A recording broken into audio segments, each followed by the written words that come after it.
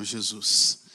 Abra sua Bíblia na carta aos Colossenses, capítulo 1.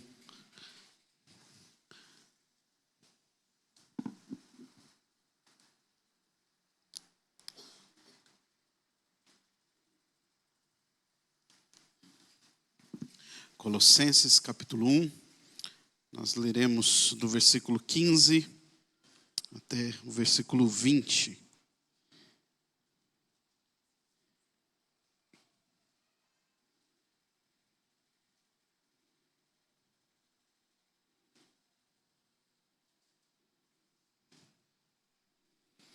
Colossenses 1, do 15 ao 20, diz assim: Este é a imagem do Deus invisível, o primogênito de toda a criação. Pois nele foram criadas todas as coisas, nos céus e sobre a terra, as visíveis e as invisíveis, sejam tronos, sejam soberanias, quer principados, quer potestades. Tudo foi criado por meio dele e para ele. Ele é antes de todas as coisas. Nele tudo subsiste. Ele é a cabeça do corpo e da igreja. Ele é o princípio, o primogênito de entre os mortos, para que em todas as coisas ter a primazia. Porque aprouve Deus que nele residisse toda a plenitude, e que, havendo feito a paz pelo sangue da cruz, por meio dele, reconciliasse consigo mesmo todas as coisas, quer sobre a terra, quer nos céus. Vamos orar mais uma vez. Santo Deus, nós louvamos o teu nome, porque o Senhor mais uma vez nos reúne como povo teu, para prestar-lhe o culto que só te é devido. E agora, Senhor, diante da tua palavra, o nosso desejo é ouvir a tua voz. Por isso, fale ao nosso coração, Deus. Que a tua palavra encontre morada no nosso coração e que, através do teu Santo Espírito, sejamos transformados conforme a imagem do teu Filho, Jesus Cristo. Essa é a nossa oração, Deus, no nome de Jesus. Amém. Irmãos, essa semana foi a principal festa do nosso país, não para nós, né, mas para as pessoas que moram aqui, né? Muitos curtem muito esses dias. E é engraçado você se atentar que todo o carnaval, praticamente, surgem polêmicas, e polêmicas que, em muitas delas, envolvem a fé cristã. Mais uma vez, nesse carnaval não foi diferente. Talvez você tenha assistido o vídeo que viralizou aí de um diálogo entre duas cantoras lá no bloco de Salvador, que uma queria macetar o Apocalipse. Isso me fez lembrar, na verdade, de outra polêmica envolvendo a fé cristã, que se deu em um carnaval há alguns anos atrás. Naquela ocasião, uma escola de samba aqui de São Paulo, a Gaviões da Fiel, exibiu lá em sua comissão de frente uma encenação onde Jesus Cristo aparece sendo golpeado por Satanás. E muitos cristãos, naquele momento, se sentiram muito ofendidos. Outros apoiaram, mas é certo que aquela escola conseguiu o que queria: chamar a atenção. É engraçado que o coreógrafo da época, ele deu uma entrevista e ele afirmou categoricamente que a intenção era de fato chocar. Segundo ele, abre aspas, o recado era que todo dia estamos crucificando Jesus aos poucos. Segundo ele, então, a intenção era mostrar que a gente lida com o mal a todo momento, para fazer as pessoas repensarem um pouco e darem mais atenção às palavras de Deus que Jesus deixou para a gente. Quem vê até parece que era um desfile cristão. Motivação nobre ele tinha, mas que ao ver tudo que se envolve, nos leva a desconfiar bastante de que isso daqui é verdade.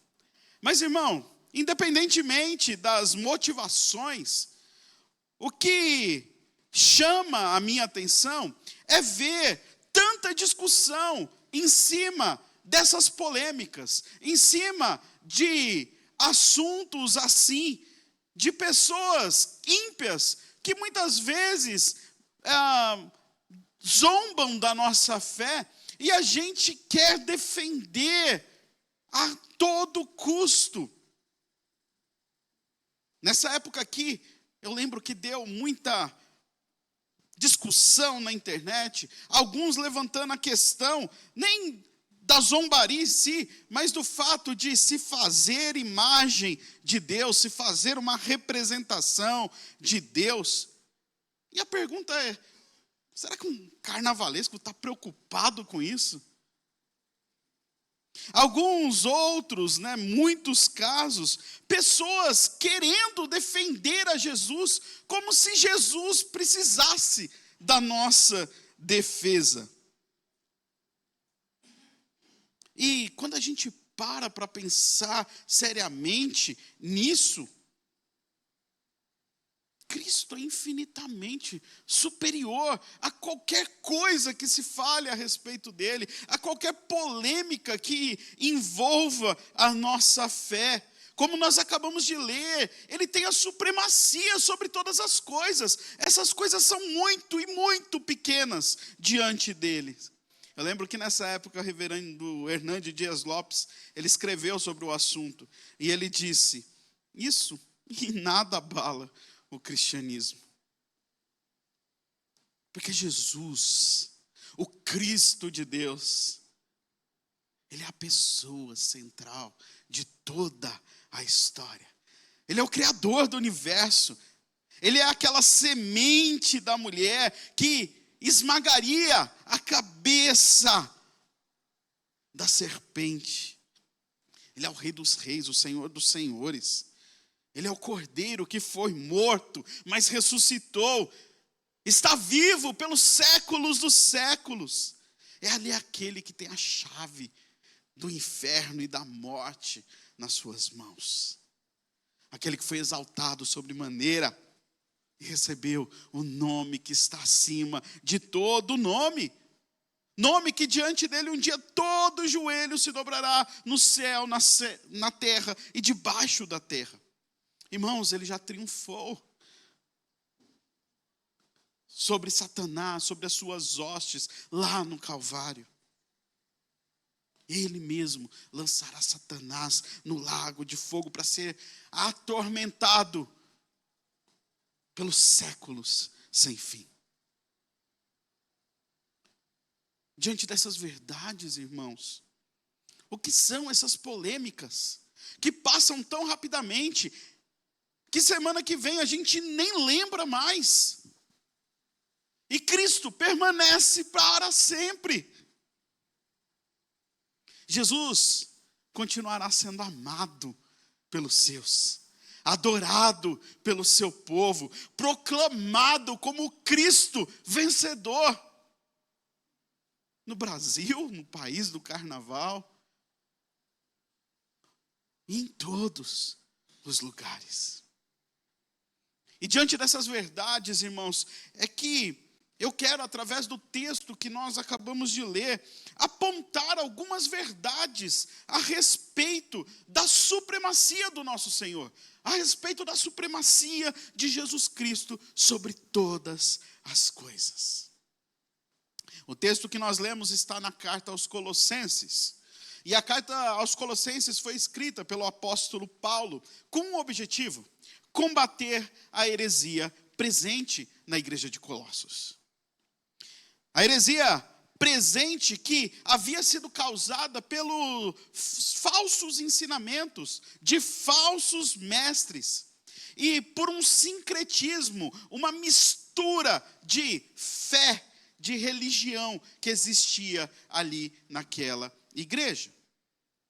A heresia dos Colossos era uma mistura de tudo que tinha por ali. O legalismo judaico, uma especulação filosófica dos gregos, um misticismo do Oriente, combinado com um pouquinho de cristianismo. Tem muita igreja nos nossos dias que é basicamente isso daqui. Essa mistura, essa bagunça, que a gente nem sabe de onde vem tanta coisa. Era isso que estava acontecendo lá. Uma máscara cristã, uma máscara de cristianismo, mas que não tinha nada de Cristo. E se tinha, muito pouquinho. Paulo, então, ele escreve para mostrar para aqueles irmãos a supremacia do objeto principal da nossa fé, Jesus Cristo. Paulo escreve para mostrar que a pessoa de Cristo é suficiente, que nós não precisamos de mais nada. Nós não precisamos de vãs filosofias, nós não precisamos do legalismo, nós não precisamos viver buscando uma fé mística. Tudo que nós precisamos é Cristo. E é isso que Paulo está querendo mostrar. Irmãos, esses versículos são lindos, nós acabamos de cantá-los aqui. E eles apresentam essas verdades para nós. Cristo é supremo sobre todas as coisas. Então eu quero apontar algumas verdades aqui, a partir desse texto. Primeira delas, Jesus Cristo é o próprio Deus. Ele não é um homem qualquer. Ele não é só mais um. Ele é o próprio Deus. Ele deixou a sua glória, ele se humilhou e se fez como um de nós. Mas ele é o próprio Deus. Ele não é só mais um homem qualquer. O versículo 15 começa dizendo exatamente isso. Paulo, ao falar de Cristo, ele fala: este é a imagem do Deus invisível. Ou seja, o que Paulo está dizendo é que em Cristo, a própria natureza, o próprio caráter de Deus foram perfeitamente revelados. Em Cristo, o invisível se tornou visível. Irmão, tanto no Antigo Testamento quanto no Novo Testamento, a Bíblia afirma que jamais ninguém viu a Deus. Mas o evangelista, lá em João, capítulo 1, versículo 18, ele diz que o Filho unigênito, que está no seio do Pai, o tornou conhecido. Em Cristo, nós vimos o próprio Deus. Paulo aqui está dizendo algo semelhante. O autor aos Hebreus diz também coisa muito parecida.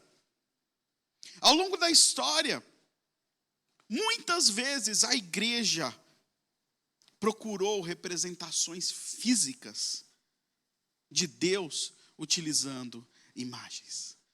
Muitas vezes a igreja pecou nisso, fazendo uma coisa que Deus havia proibido, fazendo uma imagem para representar aquele que não há como representar, porque tudo fica aquém daquilo que ele realmente é. E toda vez que a igreja fez isso, ela pecou contra o Senhor. Toda vez que a igreja fez isso, ela caiu em idolatria. Mas agora Paulo vem e ele afirma: nós temos a imagem de Deus, a imagem do Deus invisível, Cristo, a segunda pessoa da Trindade. A Ele é aquele que revela a Deus. Ele é o próprio Verbo de Deus, a própria palavra de Deus. É Ele quem faz Deus conhecido através de tudo aquilo que Ele fez, as suas palavras, o seu ensino, a sua obra, as suas atitudes. Jesus Cristo, o próprio Deus.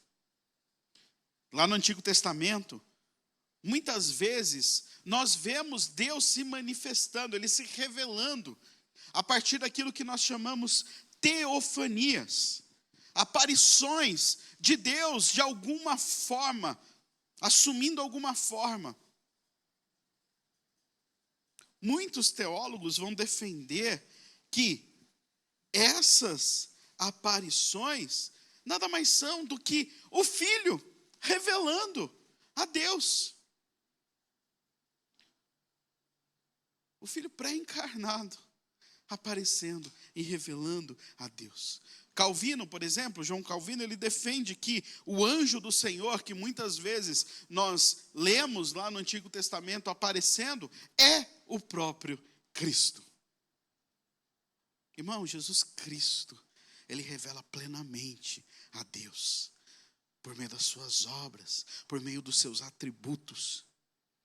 O próprio Deus se fez como nós.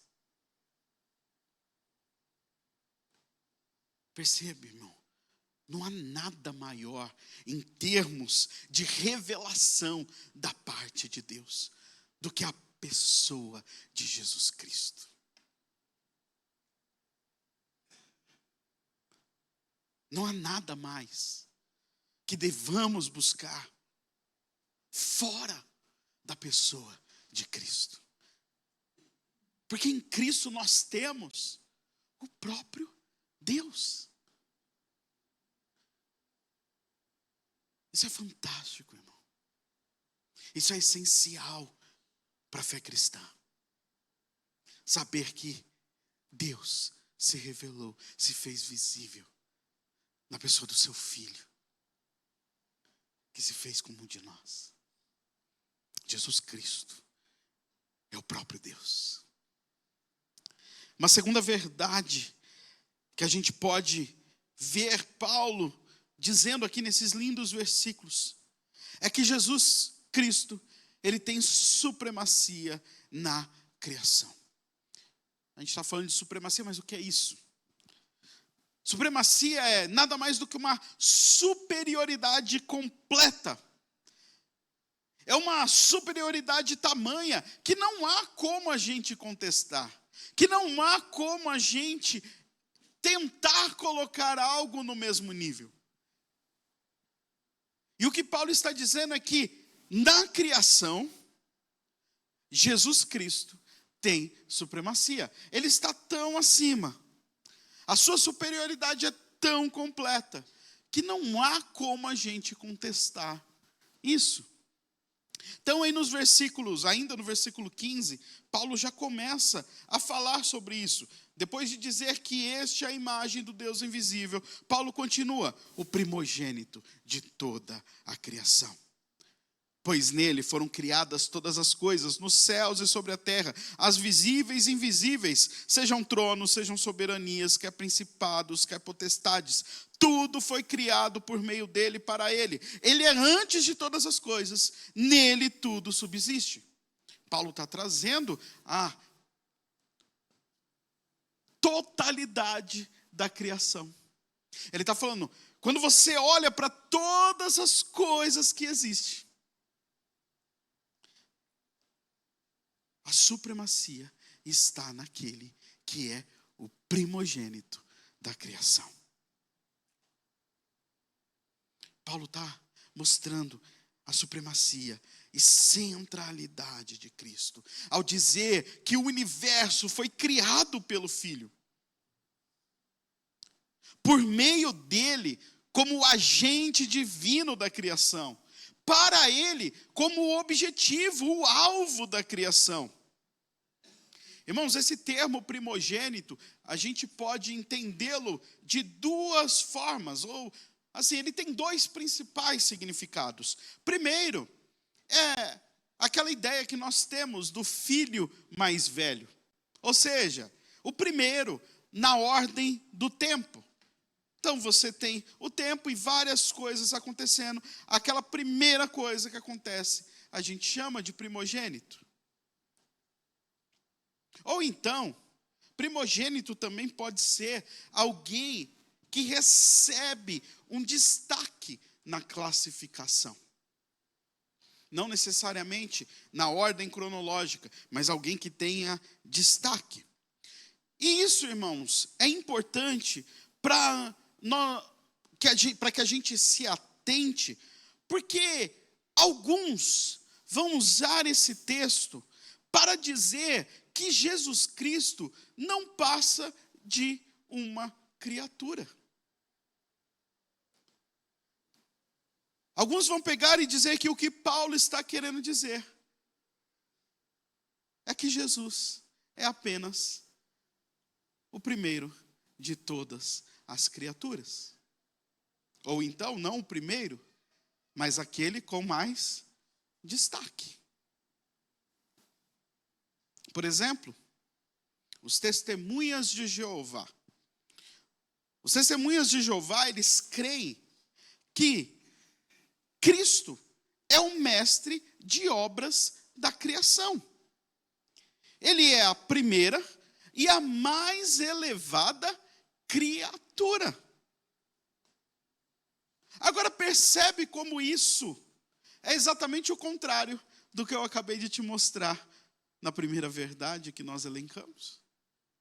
Se ele é a primeira criatura, ele não é mais o próprio Deus. Ou seja, não é isso que Paulo está querendo dizer quando diz que ele é o primogênito de toda a criação. Nós acabamos de ver, Jesus é a imagem de Deus. Ele é o próprio Deus. Jesus não foi criado. Ele é o primogênito da criação, porque é nele que todas as coisas foram criadas. Ele é o primogênito da criação, porque ele é a base sobre a qual todas as coisas podem existir. Foi na sua mente que tudo foi criado. Isso significa, irmão, que é Jesus Cristo que concebeu a criação. Ele que planejou tudo. As coisas visíveis e as invisíveis. Quer no céu, quer na terra. Dentro desse mundo criado, Paulo, ele ainda vai trazer aqui uma ênfase nas coisas invisíveis.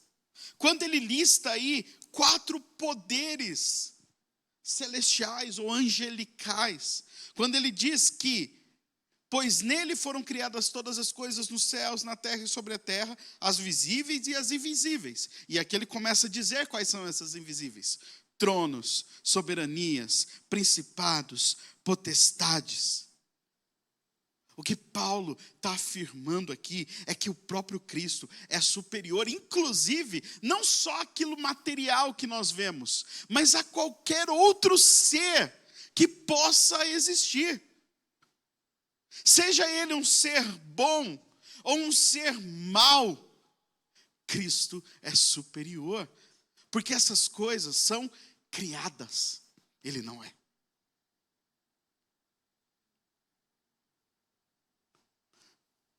Paulo está com a heresia de Colossos em mente. E ele insiste que qualquer outro ser criado é totalmente incapaz de rivalizar com Jesus Cristo. Depois, no capítulo 2, Paulo vai desenvolver um argumento e ele vai mostrar que esses seres angelicais que ele está dizendo aqui foram todos vencidos pelo Senhor Jesus Cristo. Que a existência desses seres derivam do próprio Cristo. E se é assim, eles devem total e completa obediência.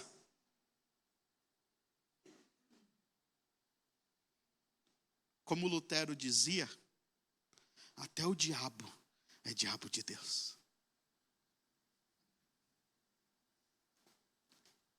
Após falar da supremacia da criação,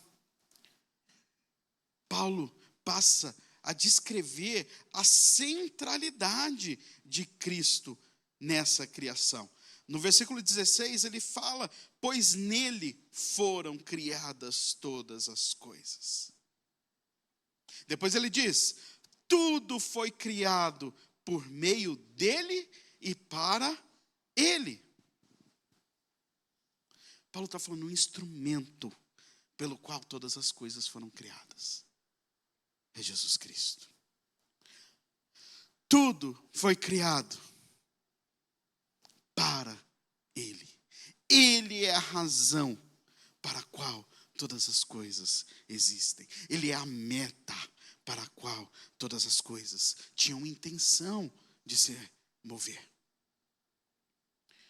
Toda a criação, irmãos, está destinada para servir à vontade da pessoa de Cristo, para contribuir para a sua glória.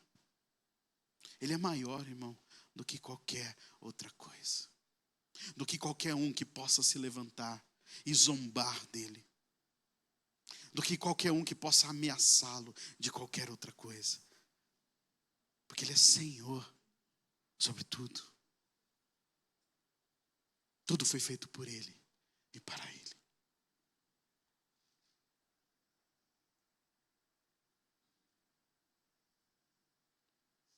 Só um minuto que apagou meu esboço.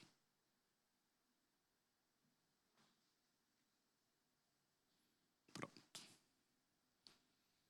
Por fim, eu disse que Jesus Cristo é o próprio Deus. Eu disse que Jesus Cristo tem supremacia na criação. E agora Paulo vai mostrar para a gente que não só sobre a criação, mas Jesus tem a supremacia na redenção. Versículo 17 diz: ele é antes de todas as coisas, nele tudo subsiste, ele é a cabeça do corpo da igreja.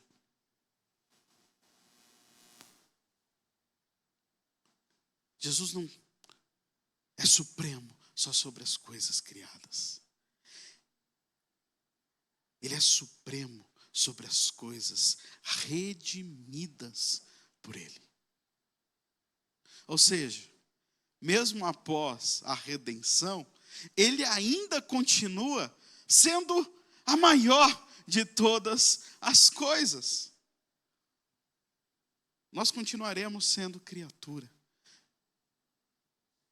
mesmo na eternidade. E ele continuará sendo o Senhor de todas as coisas.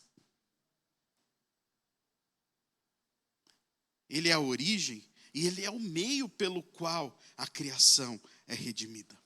Paulo começa dizendo novamente que ele e nenhum outro é o cabeça do corpo. Ou seja, nós somos corpo porque fomos redimidos. Agora, esse corpo que se faz por conta da redenção tem um cabeça. Agora, você nunca viu corpo andando aí sem cabeça. Você já viu corpo andando por aí sem braço, sem perna, sem mão. Mas sem cabeça você nunca viu.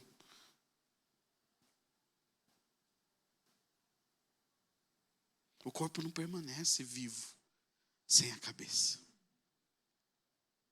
Isso é importante, irmão, porque os hereges diziam que era possível nós vivermos plenamente sem Cristo. E por isso que Paulo fala, não tem como, porque ele é a cabeça. É ele quem traz vida ao corpo. Cristo, como cabeça, é ele quem guia, é ele quem rege, ele é o chefe do corpo. E se ele é tudo isso, se ele é o único Senhor da igreja, não há como vivermos sem Cristo. A igreja depende dele tanto para a salvação quanto para a vida. Jesus inaugura algo novo. Jesus inaugura uma nova humanidade. Ele é o primeiro que ressuscita dentre os mortos. E um dia ressuscitaremos. E faremos parte dessa nova humanidade inaugurada em Cristo Jesus. Mais uma vez, Ele é o primeiro entre todos.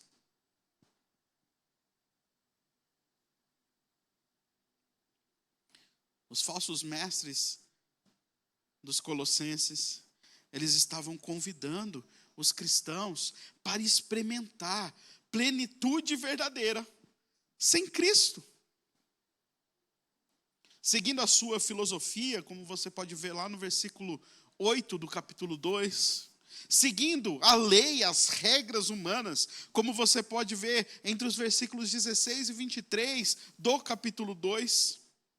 E Paulo, ele está respondendo isso antes de apresentar essas heresias, dizendo assim: você quer viver a plenitude de vida, você precisa de Cristo. Você só encontrará plenitude de vida em Cristo Jesus. Paulo está dizendo, Cristo é a única coisa que os cristãos de Colossos precisavam para receber a plenitude da vida, para receber a redenção da sua alma.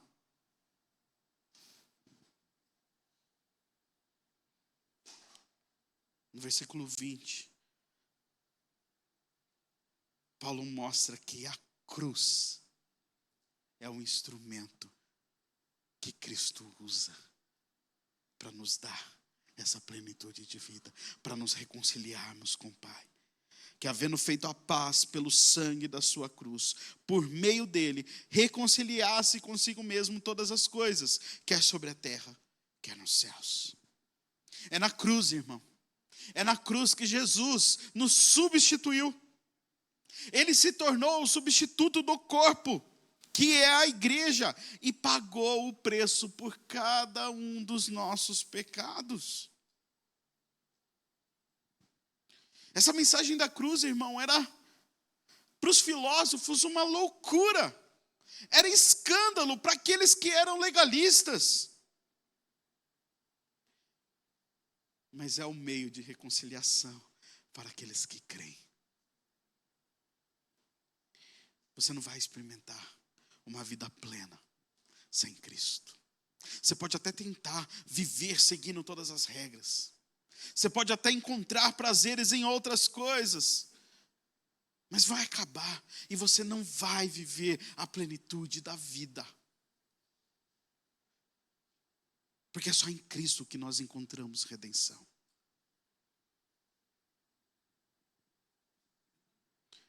Ao longo de toda a história, irmão, a fé cristã foi atacada. Não é só no carnaval. Não é só no nosso tempo. No início da história da igreja, os primeiros séculos, a gente já vê Paulo defendendo a fé cristã. Fé que muitas vezes é zombada. Mas, irmão, nós estamos aqui 2000 anos depois. E o cristianismo continua vivo. Por mais zombaria que ele tenha sofrido. Por mais ataques que ele tenha recebido. Nada abalou o cristianismo. Muitas das coisas que falaram a respeito, muitas das coisas que a gente achou que precisava defender, já foram esquecidas. E Cristo continua aqui sendo adorado. E assim continuará pelos séculos dos séculos.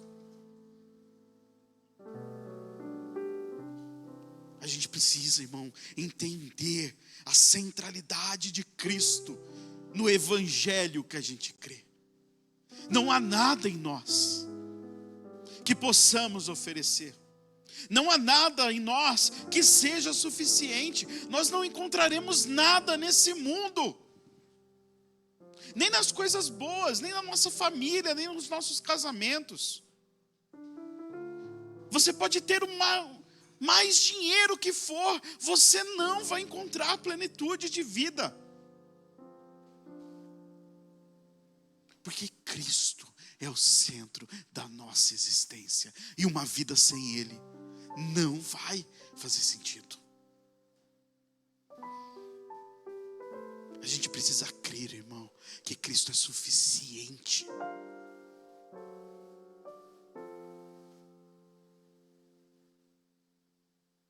Lance fora a sua culpa, o seu medo.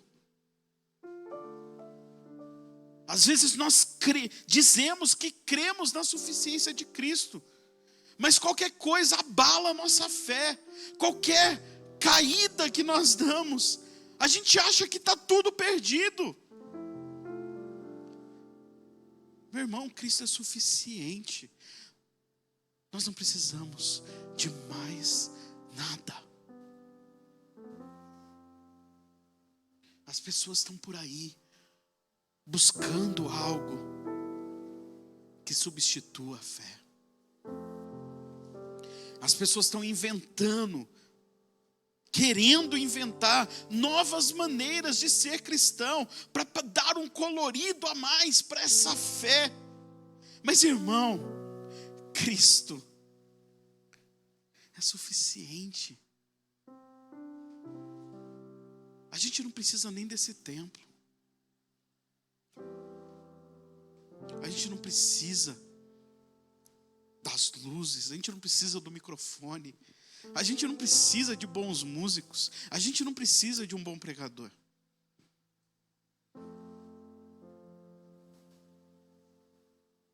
Não que eu seja, tá?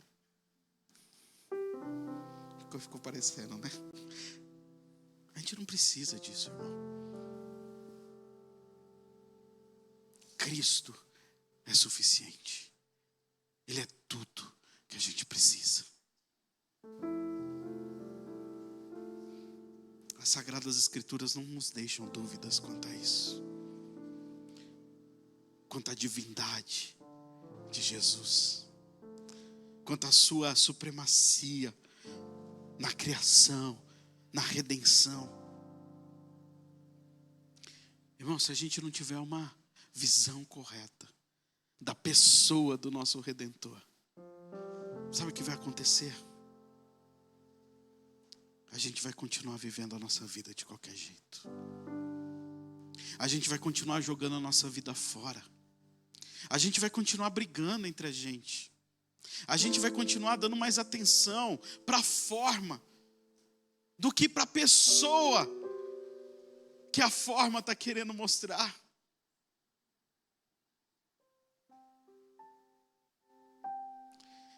Se a gente não entender quem é Cristo e o que a pessoa dele significa, irmão, a gente vai continuar sendo uma igreja que adora errado,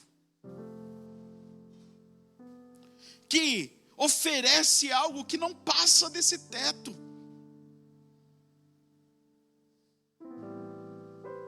A gente vai continuar vivendo errado. Cristo é o Deus Todo-Poderoso, o Criador, sustentador de todas as coisas. É por meio dele que nós, criaturas manchadas pelo pecado, somos redimidos e completamente redimidos, completamente limpos. É por meio dele que não há mais culpa sobre nós. É por meio dele que nós fomos feitos novas criaturas para a glória de Deus Pai.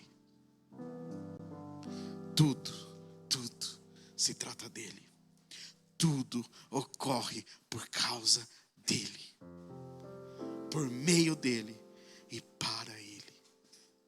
O que nós podemos fazer diante disso, irmão, é só dizer: a ele pois a glória eternamente. Amém. Nós vamos cantar novamente a respeito dessa supremacia.